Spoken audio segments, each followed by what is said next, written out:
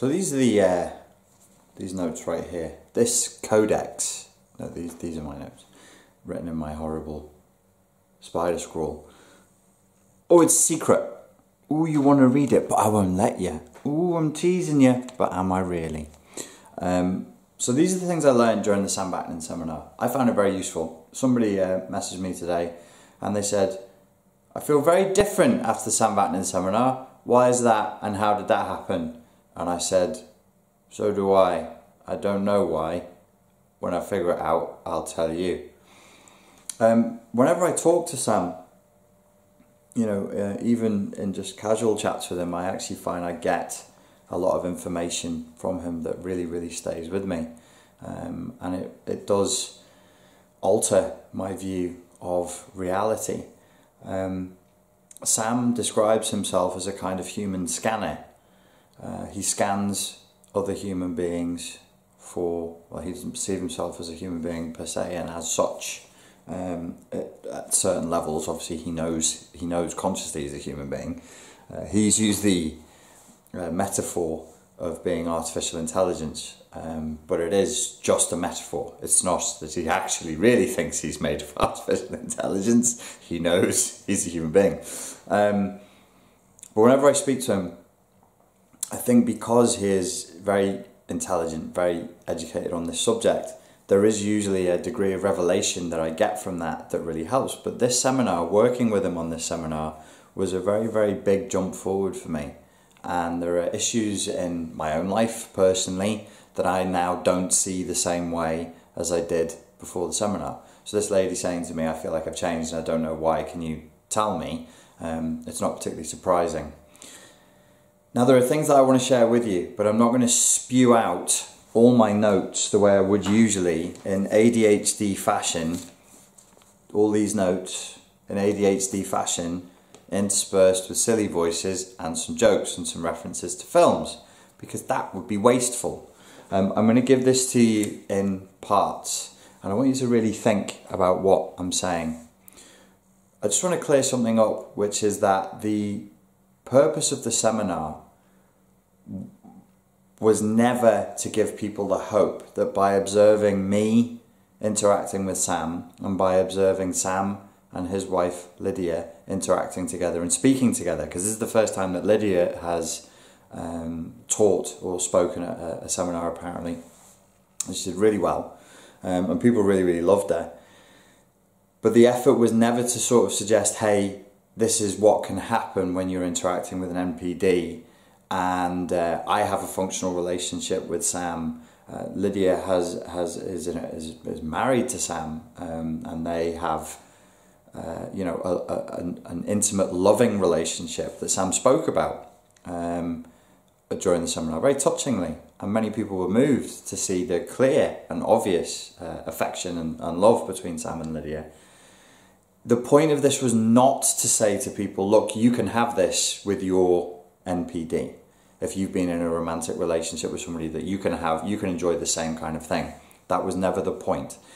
I did say that during the seminar. There were people who didn't go, who were looking from the outside of videos of me and Sam and Lydia interacting together and chatting.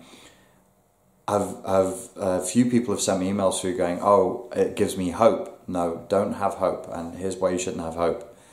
Sam is unique. There won't be many Sams alive on the planet today right now who are extremely self-aware, diagnosed several times as NPD. He's also been diagnosed as a psychopath, who have such a high level of self-awareness. It's not going to happen.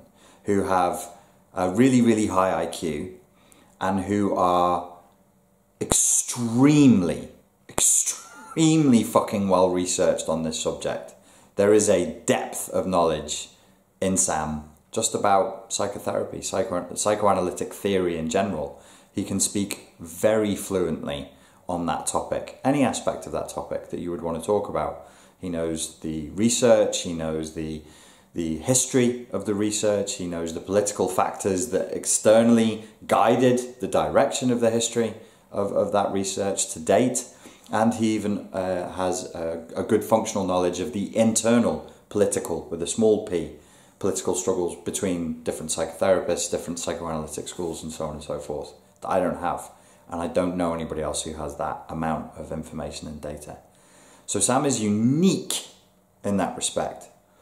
Sam and Lydia's relationship is unique in that Sam has, and Sam has said this elsewhere, Lydia has a specific type of personality, she's a unique person herself in her own way, and they fit, and it works, and it's not destructive, it's functional. Sam also has done a tremendous amount of work on himself to get better, so a lot of his strategies that he would normally unconsciously kick into, he now doesn't. He's fixed that, and you can see the patches. It's like software patches. You can see the software patches there, because it makes him actually, ironically, and do not take hope from this, because there is no hope to be gained from this scenario. He's actually more conscientious and more polite and more considerate in communication than a neurotypical or normal person would be without the trauma and the narcissistic personality disorder. So that's a really important thing to understand. So the first thing I wanted to talk to you about in all the notes that I took, now that I've cleared that little bit up, is something that might be of use. There's different little squares. This is how I take notes. This is how it is. I draw a square and then I put one thing inside of that square. I come back to it and I have a checkerboard of useful ideas. There was many things that were repeated on the day, but here's one that I want you to take away and think about. Rather than just gorge your face off with all of the information and then forget 90% of it, go away and think about this. The victims, or the codependent, or the person who is with the enabler, or the people pleaser, who is with the NPD, they tend to neurotically and obsessively place emphasis on things and aspects of the relationship that the NPD simply doesn't care about. Let me say that again. The victim tends to place emphasis on things that the NPD simply doesn't care about. We've talked about projective identification. We've talked about the ways in which, and this is a term that Sam Vaknin taught me, we've talked about the ways in which the NPD can force the victim, the target, the enabler, to manifest certain traits that the NPD person needs to see in them. If I need you to feel anger for me because I can't feel my anger for myself, I'm going to make you angry. If I need to see you as being a con artist, a cheat, somebody who would engage in the same low tactics, immoral, Machiavellian things that I do, then I'm just going to project that right into you and you'll never be able to escape that. It's projective identification. We do the same thing.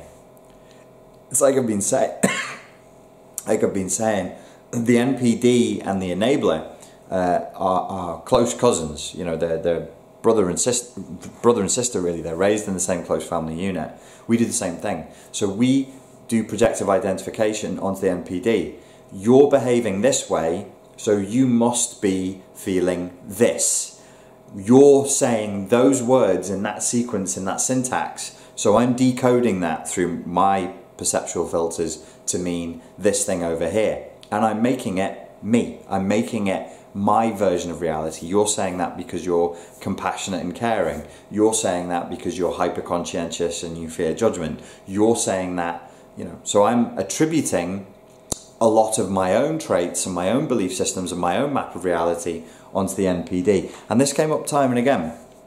Sam Vaknin has coined the term Malignant Optimism, and during the course of the seminar, when I was answering questions and Sam was answering questions, this is a wall that we came up hitting again and again and again, which is the rigidity with which the codependent enabler people pleaser type will hold on to their malignant optimism. That's a term he coined. The malignant optimism of the victim, which is that things will get better.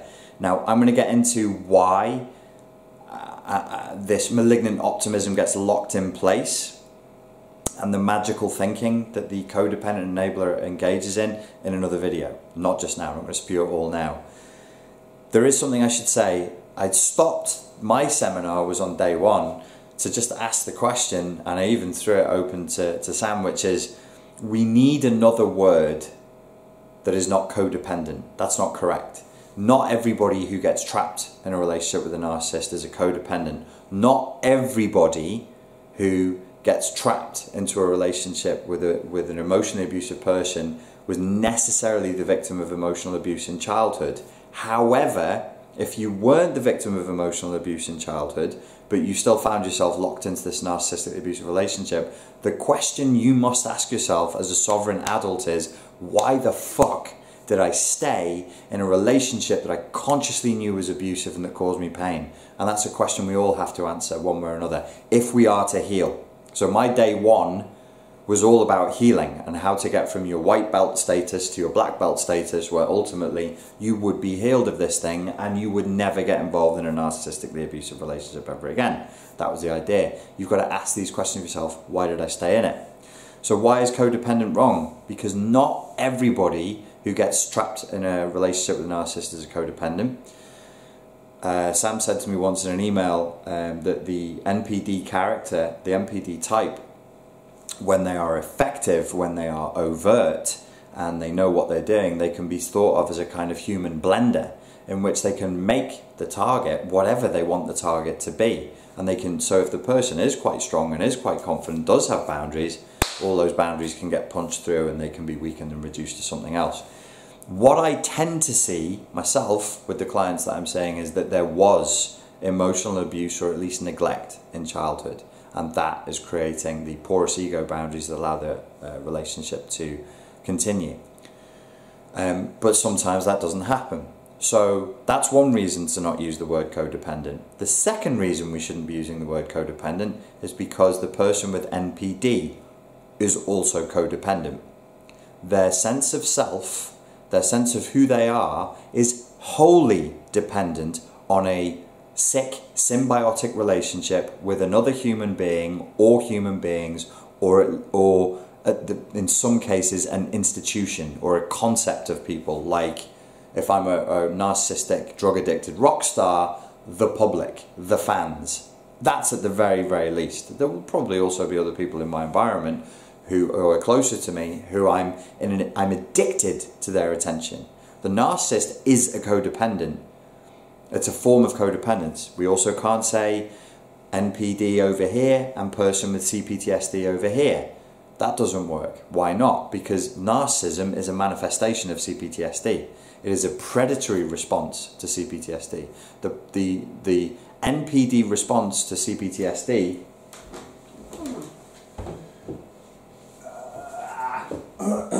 there are two books you need. There's this, Complex PTSD from Surviving Thriving, and then there's this, Malignant Self-Love, Narcissism Revisited, by Sam Vaknin. Malignant Self-Love. I don't know how Pete Walker talks, so he's a Californian.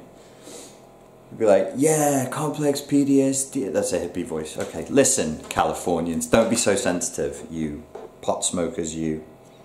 You're just hanging around by the beach, having sex with strangers and taking drugs. I don't know. I went to California. I thought it was nice. So you need this because this lays out the primary trauma response styles and how they can manifest in different personality disorders. And the fight-fawn response can manifest as narcissistic personality disorder. It's a CPTSD response.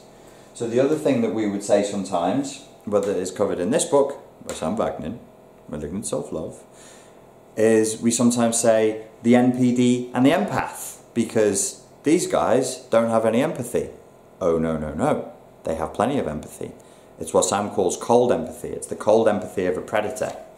If I'm a wolf and I'm chasing my prey, and I got hold of my prey and I snapped its ankle in my jaws, and then it ran off and got away from me, and I come to a clearing in the woods as it's running away, and there's no blood there, and I have to guess where it's going, My ability to guess where my prey will go, is it going to go and hide in the thicket over there, or is it going to try and run uphill over there? My ability to guess what my prey is going to do is empathy.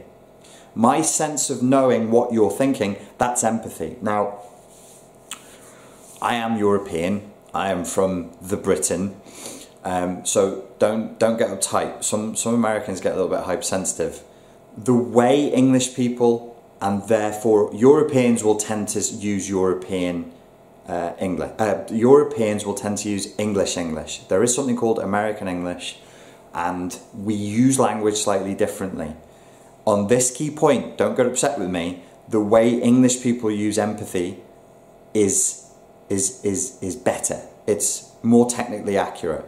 The way English people use empathy, it just means my capacity to know what you're thinking. Another avenue that needs to be explored is the concept of mentalization. Part of the skill of mentalization that many people who have fractured ego boundaries don't have is an effective way of guessing what you're thinking. That means people with fractured ego boundaries actually lack empathy, though they may have something else, which is this: when Americans use the term empathy, or in American English when we say empathy, it usually has an overtone to it which means compassion. Compassion is different to empathy. Compassion, sympathy, kindness are different to empathy. Empathy should just mean, in its original format, just meant my capacity to understand what you're thinking.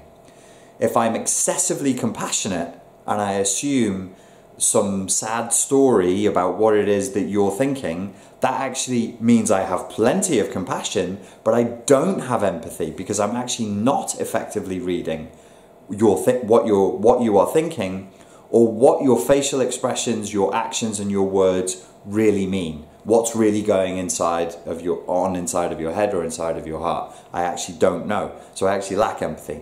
So we're misusing the word codependency. This isn't really a psychology term. Well, it is now, but it's originally developed out of Alcoholics Anonymous. We're misusing CPTSD. We're making this false dichotomy where the CPTSD, the victims, the prey, and NPD over here, the predator, the bad guy. No, sorry, that's within CPTSD. Narcissistic personality disorder is a defense mechanism response to being raised in a highly hostile environment. It's the trauma response of fight and fawn combined, and manifesting in a predatory way. That is saying, okay, this is how I'm going to force people in my environment to not shame me, to not dominate me, to not abuse me and make me feel small and less than. I'm going to force them instead to show me love, to show me adulation, to worship me. That's the formation of the NPD shell. It's straight CPTSD. Because people are coming on the seminar and they're going, do you think some people with narcissism have CPTSD? It's like, bros and broesses. NPD is CPTSD. It's a manifestation of that. So, and then you have this codependency issue.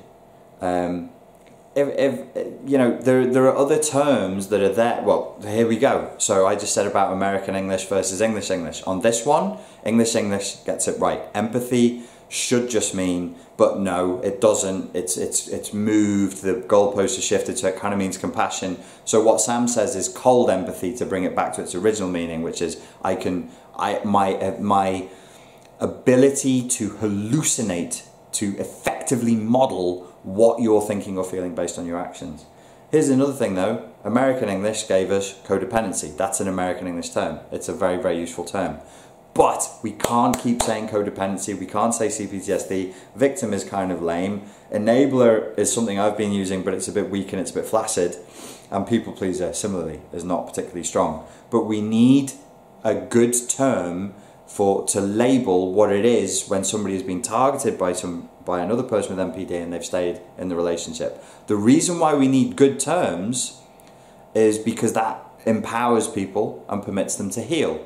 If you can name the demon, you can certainly tame the demon. But if you misname it, you're going to be doing an ineffective self-diagnosis, and you're going to start trying to heal yourself in a way that is going to be less than effective. The last little note that I've got here that I'm going to finish this video with is a reminder. Okay, so we were talking about codependency, and we were talking about malignant optimism, and that came up a lot. One of the things that Sam also said during the seminar, is that the codependent, or victim, or enabler, or people pleaser, the person who is on the receiving end of the emotional abuse and the gaslighting and everything else that the MPD throws out, is they lack an effective reality test, and they misrepresent and misperceive input that they're receiving from the environment, especially as it pertains to the relationship. Let me say that again. The codependent, the enabler, the people pleaser, whatever word we're going to give it eventually, they lack, what we lack is an effective reality test that causes us to misperceive input and information that we're getting, especially as it pertains to that relationship. I think that's enough. I'm tempted to go on. You know I like to go on, but I won't. I'll leave it at that, and I'm going to do more about this. I'm going to give it to you in a way that is digestible, and I'm going to give it to you over a period of time, because I think what I got from Sam, listening to him, because I basically just, I answered a few questions, but when I wasn't answering questions I was just writing notes, and there's some amazing revelations here, but I'm not just going to spew them all in one go so that you can go ha ha ha, nom de nom nom, and forget them all. I'm going to release it in smaller chunks. I hope you found that useful.